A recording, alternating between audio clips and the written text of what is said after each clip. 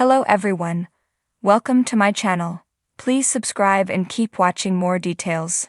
Money Pit. What is story behind legendary shaft on the curse of Oak Island? The Money Pit is a name that pricks up the ears of every treasure hunter worth their salt when they hear it mentioned, and has attracted everyone from businessmen to future presidents of the United States.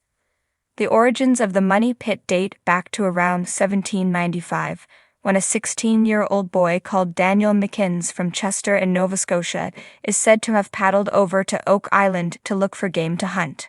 The island was uninhabited at the time, and as he explored he was surprised to find some features that looked a little out of the ordinary. At one side of the island on a knoll he found a strange depression in the ground. It was about 12 feet across, and above it was reportedly hung the tackle block from a ship. The boy became excited, as even with his limited knowledge of the world, he'd still heard legends of the many pirates who are said to have preyed upon the merchant ships of New England. He decided to get some help and came back the next day with two of his friends. Tony Vaughan and Jack Smith helped McInnes dig down into the depression, and after about 10 feet they hit a platform made of oak logs. They kept going, and at 20 feet they hit more logs, and the same again at 30 feet. As their pit got deeper, they could clearly see someone had dug down before them, with the clay walls of the excavation covered in pickaxe marks. But as they dug deeper, the work became much harder and perhaps started to get a little dangerous. They sought help from others on the mainland, but people were superstitious about the island, believing it haunted or cursed after two fishermen went missing in 1720 as they investigated some odd lights they saw on the island. The trio's treasure hunting had to wait another 10 years, by which time both Smith and McInnes had set up home on Oak Island. It was 1804 when they were approached by a man of means, also from Nova Scotia, who was very interested in their stories. Simeon Lanes joined up with the pair to form a treasure company to try and get to the bottom of the pit. They restarted the dig, and all the way down to 90 feet they found oak platforms every 10 feet. Intriguingly, they also reportedly found various layers of coconut fiber, ship's putty, and charcoal, not to mention a stone with some strange carvings on it, writings that one cryptologist said could mean 10 feet below, 2 million pounds are buried. Since then, people have speculated that the pit could contain anything from Captain Kidd's treasure to the Ark of the Covenant, and the list of possible Oak Island treasures grows longer every year. This spurred them on, and at just over 90 feet they managed to drive a crowbar another 5 feet into the ground, at which point it struck something solid. They were sure it was a treasure chest, but by the time they were ready to dig deeper the pit had flooded, with 60 feet of water covering their hard work and possible prize. Initially they tried to bail it out, but this failed to make an impression on the level of the water, and the treasure hunters thought the water was maybe being fed in from an underground stream. They hired more men and dug a nearby shaft to try and intercept with the Money Pit at depth. Disaster struck when just feet from their goal that shaft was also flooded, almost killing some of the men. By this point Lanes was close to running out of cash and decided to give up, and McInnes, whose adventurous spirit had started it all, died soon after. However, Smith and Vaughan were still smitten with the idea of untold wealth in the pit, and in 1849 they formed up with another group of treasure hunters from Truro and began to dig again. Using an auger to sample as it drilled, they found a layer of spruce at 98 feet. Remarkably, this was followed by an empty space, then 4 inches of oak, 22 inches of metal, 8 inches of oak, 22 of some sort of loose metal, 4 more of oak, 6 of spruce, and then into clay. This seemed to suggest a vault, possibly with a couple of treasure chests placed on top of each other. The auger also brought up a few links of a gold chain, and sparked some fever amongst the diggers. The next year another shaft was dug, and at 110 feet it also flooded, but one of the men excavating it fell in and noticed the water was salt. Soon after they realized the water was falling and rising with the tides. Vaughan also remembered seeing water running off the island on one of the beaches years before at low tide. They decided to dig up the whole beach, and hidden beneath the sand, they found a huge amount of coconut fiber mixed with eelgrass spread over a stone floor of some sort. This floor was over 154 feet wide, and was augmented by 5 rock drains that slanted down towards the Money Pit from the shore, seemingly designed to flood it. It was later found that these drains were filled with loose rocks to stop the clay filling them up over time. The treasure hunters were amazed by this development but were also determined to overcome it. They built a cofferdam to try and hold back the water, but it proved no match for the sea.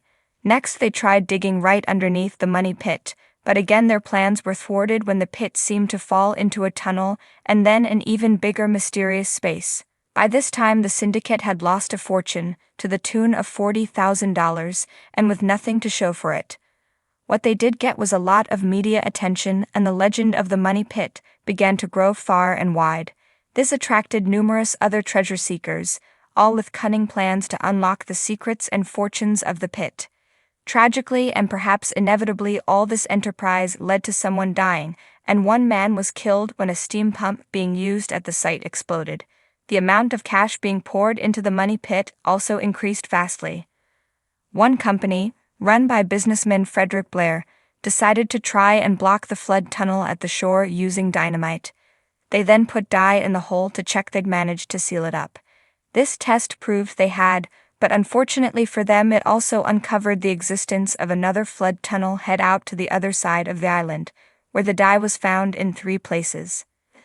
This led them to start drilling down into the pit, and at 153 feet they are said to have hit half a foot of cement, followed by 5 inches of oak, and then 2 feet of mixed metal, with more wood and cement after that. At the very bottom they hit iron, and their drill could not get past it. However, they did bring up some tiny bits of gold, and also some parchment with the letter Vi written in India ink. Despite these tantalizing tasters, the company then ran out of money, having spent over $100,000, a huge sum at the time. Undeterred by the lack of cash, Blair continued his search and bought up rights to seek treasure on Oak Island for 40 years. Ever the businessman, he then leased parts of the island out in exchange for a cut of any treasure found. This is where a future president appears in the island's already colorful history. One of the men taking up the offer of a lease was an engineer named Harry Bodon. He hailed from New York and had several backers for his company, the Old Gold Salvage Group, including a lawyer who was none other than Franklin D. Roosevelt. Despite his best efforts and a lot of drilling, Bodon came up empty-handed and soon became quite disillusioned by the whole enterprise, writing an article claiming there was no treasure at all. Many other treasure seekers followed, with tens of thousands being thrown at the project. It was indeed becoming a very real money pit, as fortunes were spent trying to get at the wealth supposed to be lying beneath the unassuming island. William Chappell, whose drill had brought up the parchment, put another $30,000 in, but the crash of the 1930s put an end to his endeavors. In 1936, a millionaire, Gilbert Heden, set up power cables from the mainland and used these to power very fast pumps to help the mining firm he'd hired to clear out the pit. They succeeded, but he soon came to the conclusion that all the previous activity had probably moved the treasure some distance, maybe as much as 100 feet. In 1951, Blair died, and William Chappell's son used the opportunity to buy up the island and treasure rights. He tried his own dig, but this soon flooded and became more of a pond than a shaft. Like his father, he ended up leasing out his rights to various other wealth seekers. 1959 saw former steelworker Robert Rell move his whole family to the island, where he managed to clear out some of the old shafts and tried to find the flood tunnels that were foiling all attempts to unearth the treasure of Oak Island. Tragically, in 1965 they were trying to seal up what they thought was a drain when Rell was overcome with fumes from an engine they were using.